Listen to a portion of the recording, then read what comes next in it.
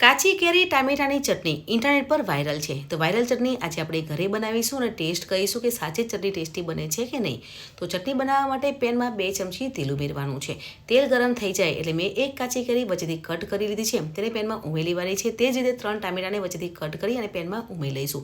એક બાજુ શેકાઈ જાય પછી તેને ફેરવી લેવાના છે અને બીજી બાજુથી શેકી લઈશું. એટલે સ્વાદ પ્રમાણે મીઠું ઉમેરવાનું છે અને બંને બાજુથી કેરી ટામેટા શેકાય છે ને ત્યાં સુધી ચડવા દઈશું. એક બાજુથી શેકાઈ ગયા છે તો તેને ફેરવી લેવાના છે અને બીજી બાજુ શેકી લઈશું. હવે 2 લીલા મરચાં અને 7 લસણની કડી ઉમેરી અને સાતળી લેવાનું છે. ફ્રેન્ડ્સ, લસણ અને મરચાં પછી ઉમેરવાના છે. જો તમે પહેલાં ઉમેરશો ને તો લસણ વધારે શેકાઈ જશે.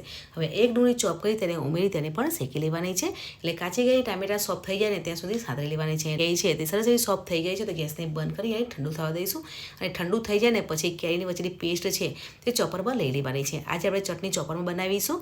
ઇન્ટરનેટ પર વાયરલ ચટણી છે ને તે ચોપર બનાવે છે એટલે મેં ચોપરમાં બનાવી છે, પણ તમારે પીસીની ચટણી બનાવી હોય તો તમે બનાવી શકો છો. ટામેટાની ઉપરની છાલ કાઢી લેવાની છે, તેને પણ ચોપરમાં લઈ લેવાની છે. લસણ મરચાં પણ ચોપરમાં લઈ લઈશું.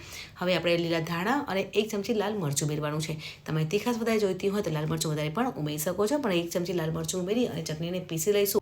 તો અહીંયા કાચી કેરી અને ટામેટાની ચટણી બનીને તૈયાર થઈ ગઈ છે. આ ચટણી ઇન્ટરનેટ પર બહુ જ વાયરલ છે, તો એટલી ટેસ્ટી બનીને તૈયાર થાય છે. ફ્રેન્ડ્સ, આ ચટણી બહુ જ સરસ બને છે, તમે જરૂરથી ટ્રાય કરજો. આ ચટણી તમે ભાખરી રોટલી સાથે પણ ખાઈ શકો છો અને જમવાના સાથે પણ ડબલ કરે છે. તો કાચી કેરી ટામેટાની ચટણી બનીને તૈયાર થઈ ગઈ છે. મેં તો ટ્રાય કર્યો, તમે જરૂરથી ટ્રાય કરજો. મળીએ છીએ નવી રેસીપી સાથે. ત્યાં સુધી બાય બાય.